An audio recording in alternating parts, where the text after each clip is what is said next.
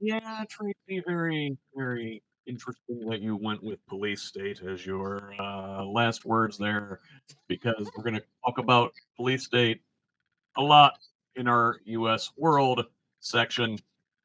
Let us move on there, where, if you recall, boy, it seems like forever ago, but last week there was a time when Donald Trump didn't appear in public for 6 days, and um, a lot of people thought maybe he was dead, dying, and there was speculation all around about it.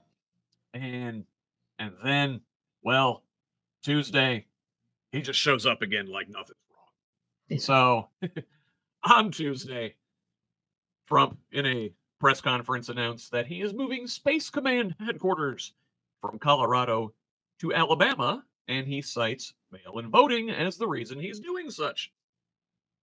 Trump says, "Problem I have with Colorado, one of the big problems, they do the mail-in voting. They want all mail-in voting, so they have automatically crooked elections," Trump said in the Oval Office. And while Trump had announced, and it was later confirmed, that Huntsville was the preferred location for Space Command, originally, the Biden administration halted those plans in 2023 because of concerns with Alabama's restrictive abortion law. As a result, the head of Space Command decided that year that the military branch would build out its headquarters in Colorado Springs instead. Trish, just before we get to the Space Command stuff, did you think last week that maybe we were rid of this guy, at least for a little bit? Did you let yourself believe?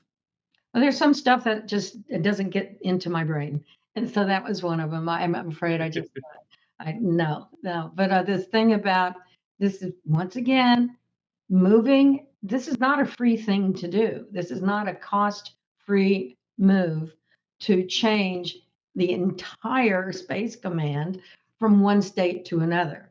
And I've been to that Huntsville facilities down there. They're fantastic, and maybe that's where it should have been all the time.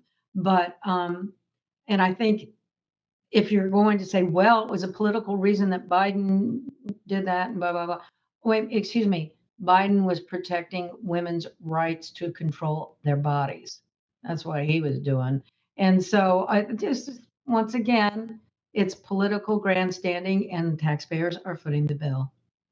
You bring up a very good point, Trish, and we're going to come back to that again and again and again, I think, through the rest of the show, that the cost of this police state, the cost of all of these measures that the Trump administration is undertaking, are incredibly high for a party and a person who are really claiming to care about government spending and Well, but, efficiency. and the name change from Department of Defense to the War Department.